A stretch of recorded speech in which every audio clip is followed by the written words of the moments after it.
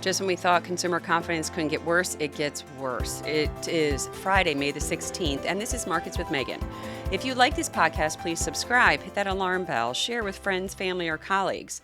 But we're here today because we want to discuss some of the economic data we got this morning, specifically on the preliminary reading for the month of May on University of Michigan consumer confidence. And when you look at this just continues to get weaker.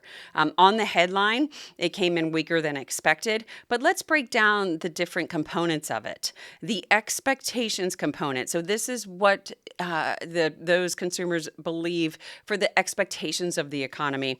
And this came to the lowest level, a reading of the lowest level since 1980. When you look at the confidence on the current economic conditions, that's the lowest we've seen since June of 2022. But what's really going to get the Fed's notice is those inflation expectations. So this index looks at two different indicators for inflation: consumers' expectations over the next 1 year, and then also over the next 5 to 10 years. That 5 to 10 year component tends to be pretty stable. But what we're looking is it came in at 4.6% versus an expectation of 4.4, and that's the highest we've seen since 1991. When you look at the 1 year inflation expectations, this came in at 7.3%. The expectation was for 6.5. That's the highest we've seen since 1981. So consumers are very concerned about the economy, and they're very concerned about inflation.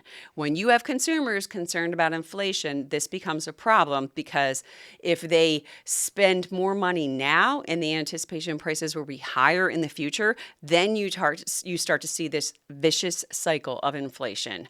And that's what the Fed's going to pay attention to. So it is a Friday. Markets are thinly traded today. We're seeing the bond markets yields are lower, with the expectation the Fed may be able to cut.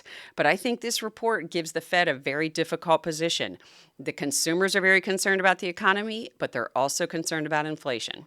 That's all we have today. If you want to see a history of our podcast, please go to marketswithmegan.fm. Thank you.